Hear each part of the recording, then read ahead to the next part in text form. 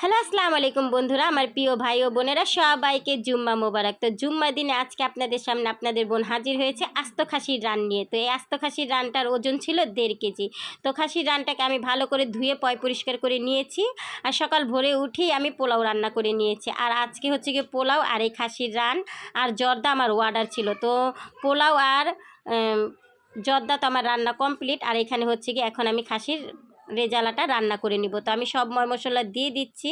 তো একে একে আমি দিয়ে দিলাম পেঁয়াজ কুচি, আর দিয়ে দিলাম কাঁচামরিচ, আর দিয়ে দিলাম আদা রসুন বাটা, আর দিয়ে দিলাম হলুদের গুঁড়া, মরিচের গুঁড়া, আস্ত গরম মশলার গুঁড়া, আর দিয়ে দিয়েছি আলু বোখারা আর কিচমিচ, আর দিয়ে দিলাম ধনিয়ার গুঁড়া, এখন দিয়ে দিলাম গোলমরিচের গুঁড়া, আর এখন দিব হচ্ছে গিয়ে সামান্য একটু জিরার গুঁড়া, আর দিয়ে দিলাম লবণ, আর এখন দিয়ে দিলাম পরিমাণ মতো তেল। আর এখানে 3টা বাদাম আমি একসাথে বেটে নিই, কাজু বাদাম, পেস্তা বাদাম আর কাঠবাদাম, আর হচ্ছে গিয়ে এখন দিয়ে দিলাম জায়ফল জত্রিক বাটা, শাহি জিরা বাটা, পোস্ত দানা বাটা, আর দিয়ে দিলাম টক দই। এখন আমি খুব সুন্দর করে একটু হাত দিয়ে মাখিয়ে নিব। দিয়ে দিলাম একটু পেঁপে বাটা।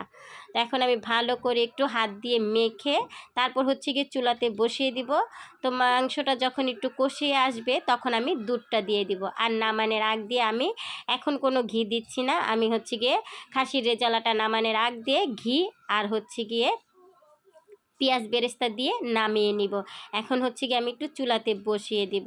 তো এইটা বলক উঠুক, আমি একটু ঢেকে দিচ্ছি।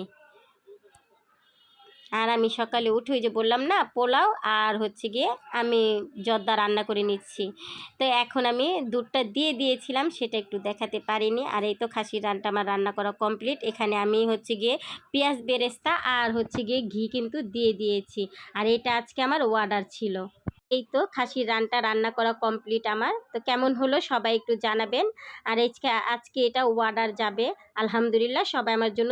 তো খাসির রেজালাটা তো রান্না শেষ, এখানে বিরিয়ানিটা রান্না কমপ্লিট, আর জর্দাটা আমি রান্না করে নিয়েছি। আর বিরিয়ানিটা আমি রান্না করেছি তেহারির মতো, মাংস বাদে তেহারির যত ময় মশলা আছে সব কিছু দিয়ে আমি রান্না করেছি।